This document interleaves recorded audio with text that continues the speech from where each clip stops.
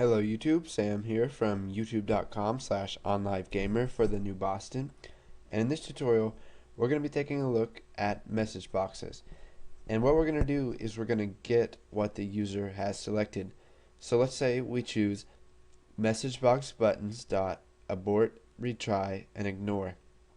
Well, we're going to get which one they clicked and then do something according to that. So let's go ahead and create a new project. And let's go ahead and call it more message boxes. Select Windows Forms application and click OK. Now let's go ahead and resize the form. And now let's show our toolbox and we'll add a button. Now let's go ahead and rename this to button message, and then we'll go ahead and double click on this. Now this is going to open up the event handler for that, and we'll go ahead and zoom in some. So now what we're going to do is we're going to show a message box. So we'll type message box dot show, and for our arguments we're going to use click something for the message, and then we'll just do title for the title, and then we'll do message box buttons dot abort, retry, ignore. And now for our last argument, we'll just do message box icon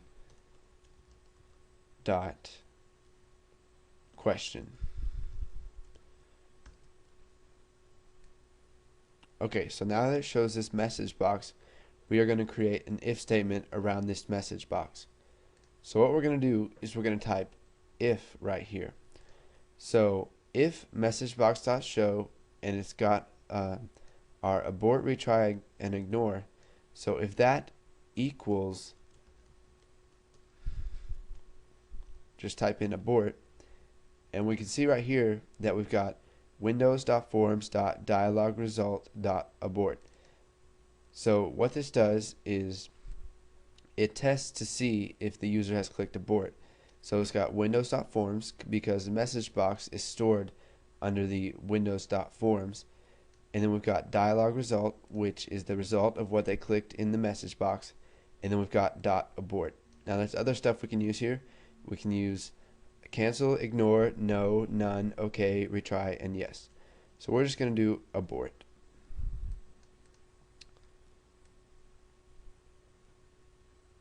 So now we're going to add an end if right here, so we can get rid of that error showing up.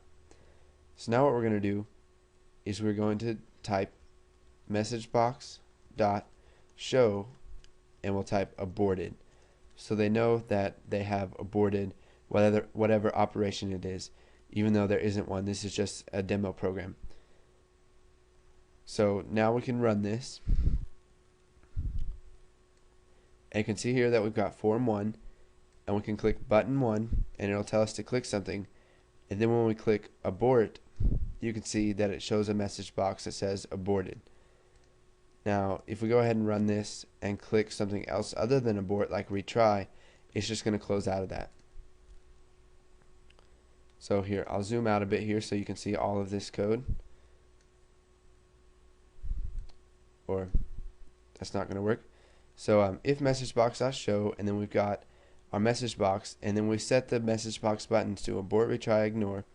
So if that equals abort, then go ahead and tell them that it has aborted.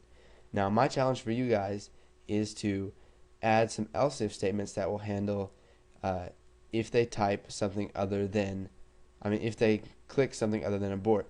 So let's say if they click retry, it's going to message box.show retrying. You can also put this in a select case statement, which is more efficient than an if statement. So go ahead and practice this. This might be a little bit confusing for you at first, but you'll get the hang of it, and once you've got this down, go ahead and move on to the next tutorial. Thanks for watching, guys.